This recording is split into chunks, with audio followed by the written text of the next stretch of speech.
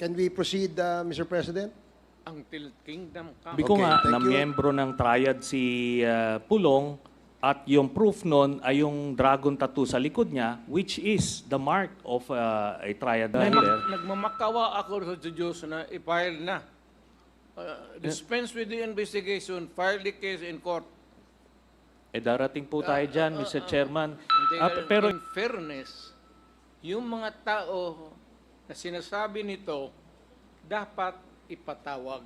Ye- At given a chance also to answer. We wanted we will to make sure na kayo po ay healthy. It would be great for the people to know that I died in your. I come away. I come from a faraway place. It's expensive to travel.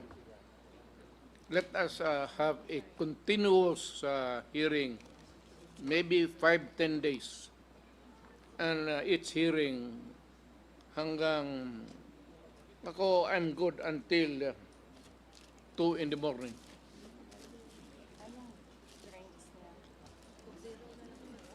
I demand that kind of, kasi probinsyano po ako, hindi naman ako mayaman.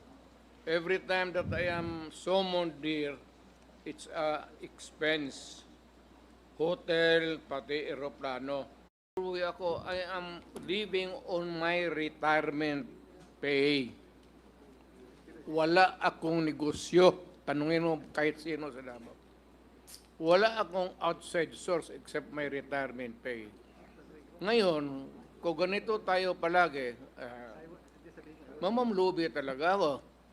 So, mabuti pa, diretso tayo until kingdom come, until this committee will come to a logical and right decision. Hindi pwede yung magpatawag ng kayo ng ano-ano tapos anong oras. Expensive yan eh. Lalo na sa, mabuti kung mayaman kami. And we have to spend for the hotel. Well, anong Hearing is resumed. Mr. President, inaalala lang po namin ang inyong health. Dahil ito naman po ay hindi pa ho, ito ang una't huling hearing na gagawin natin. And we wanted to make sure na kayo po ay healthy. It would be great for the people to know that I died in your Mr. President, in deference also with the request of the Vice President, concerned lang po siya sa kalusugan po ninyo. And that's the reason why the chairman decided to let you go. Vice President lang naman, di ba siya presidente? Hintay siya kung presidente siya, maniwala tayo. So are you okay? And can we proceed, Mr. President? Until kingdom come. Okay, thank you, Mr. President. Okay. Now, the parliamentary status is that before we went on break, Congressman Jill Bungalon has asked a question to the lawyers who are present and our resource persons as well. Now, you can continue, Congressman Bungalon? Na may na-file daw ho kayong kaso laban kay former President Rodrigo Roa Duterte, including his son, Congressman Pulong Duterte, and his son-in-law, Mans Carpio, and other respondents. Mr. Chair, gusto ko lang po malaman kung ano yung kaso na i-file po ni former Senator Trillanes. Mr. Chairman, ang na-file ko na case laban kay Duterte ay tatlong plunder cases. Yung una, tungkol doon sa mga ghost employees at mga confidential funds niya sa Davao. Tapos pangalawa, yung frigate scam na 16 billion na kung saan ang binigay nila ng mga equipment ay yung mga segunda klase, whereas doon sa kontrata, mga primera klase yung yung nakalagay. Tapos pangatlo, yung 6.6 billion pesos na infrastructure projects na binigay ni Duterte at ni Bongo doon sa tatay at kapatid ni Bongo, starting nung mayor siya until nagpresidente siya. Then, may final din ako na illegal drug smuggling case laban kay Pulong Duterte, kay Mans Carpio, kay Charlie Tan, Nicanor Faildon, Allen Capuyan, at iba pa. Ito yung tungkol sa 6.4 billion peso shabu na hinayaan lang nung presidenteng galit daw sa illegal na droga, pero ang mga kinasuhan lang yung mga maliliit na players at na-spare yung mga drug lords. Mr. Chair, pwede ho ba malaman kay former Senator Trillanes kung saan niyo po i-final yung mga kasong ito? Final ko po sa DOJ itong illegal drug trading case. Yun pong unang plunder case na ito nga, which included the illegal ill-gotten wealth of Duterte, sa ano po 'yon, sa ombudsman. Then yung dalawang plunder ay nandoon din po sa DOJ na file. Apo. Mr. Chair, I am more particular on the case that you just have recently filed, Yes. the 6.4 million shabu, and that was filed before the Department of Justice, correct?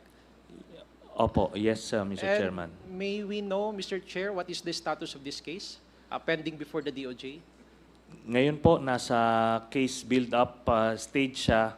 Pero ano po ito, no? Open and shut case ito dahil yung ibang involved dito na akusado ay actually na-convict. So they will just be using the same set of evidence.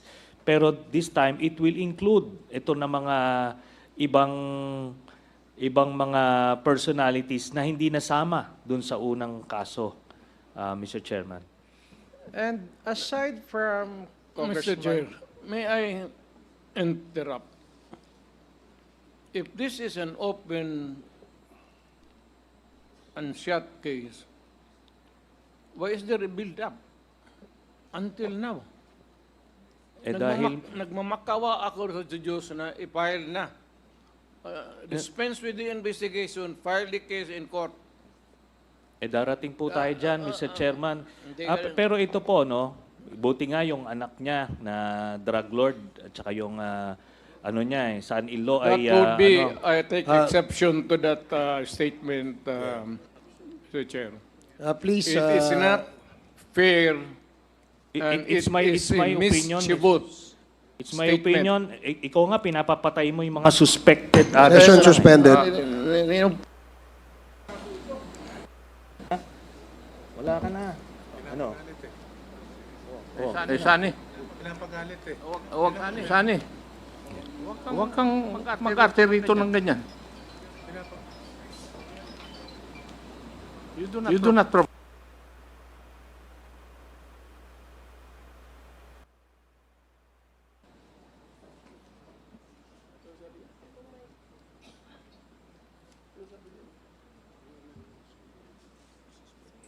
Please avoid calling names.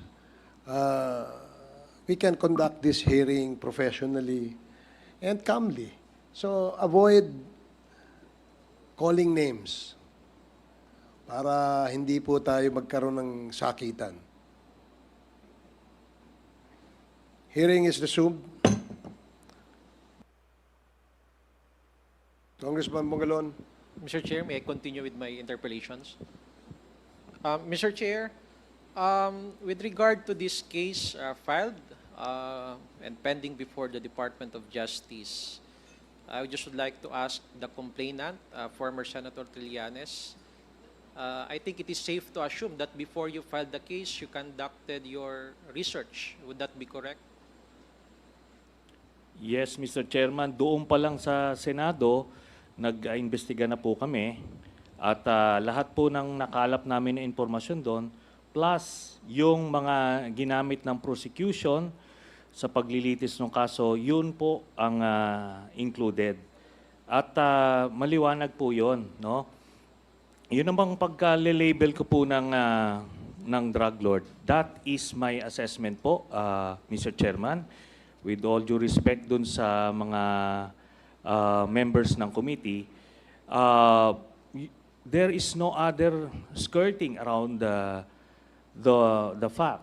Kasi po, nung sila, maliwanag po dun sa testigo, yung testimonya ng testigo, kinokontrol ang gatekeepers at that time ng mga kontrabando ay si Mans Carpio at si Pulong Duterte. At nakalagay po yon on record sa Senate investigations at doon sa court hearings. Then, ito nga po, no? Hindi sila sinama nung final sa kaso by some miracle, ang in-include lang yung mga minor players. Ngayon, yun nga po yung sinasabi ko simulat sa pool, kasi po kung talagang seryoso tayo dun sa paglilinis na drug lord na nag-import nito. At yun nga po ang natumbok namin, si Pulong Duterte.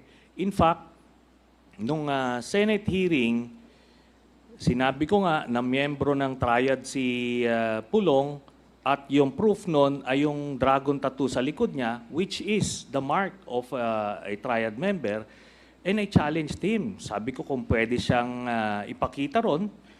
At kahit na dun lang siya sa isang secluded room at makuha ng sergeant at arms, edi either mapoprove or disapprove. Kung prove or disprove. At doon nga po, tinanggihan niya. No? It was an opportunity to show the whole country na hindi lang inosente siya, na kundi mali yung aking mga impormasyon. So natumbok na namin yun noon, pero nung final yung kaso, tinanggal po yung anak, si Pulong. Opo. To continue, Mr. Chair. You have last 2 minutes, Congressman Bungalon. Yes, thank you, Mr. Chair. I'll just wrap up my questions. To continue, you conducted a Senate investigation in 2017. And what was the outcome of that investigation? Yun nga po, no? Dahil na whitewash po nung mga panahon na yon, kasi yung chairman ng committee noon ay kaalyado nito ni Duterte, kaya wala pong nahantungan. Tapos nung final po sa DOJ yon, yung kaso na yon, dahil nakatingin na po yung buong Pilipinas eh.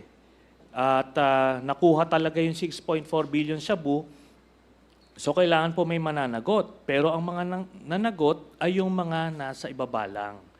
Ni nga pangalan lang nung drug lord na nasa likod ng importation na yon, ni hindi po mini-mention nung mga PIDEA or nito ni Duterte para lang pakita no, kung sino yung nasa likod nun.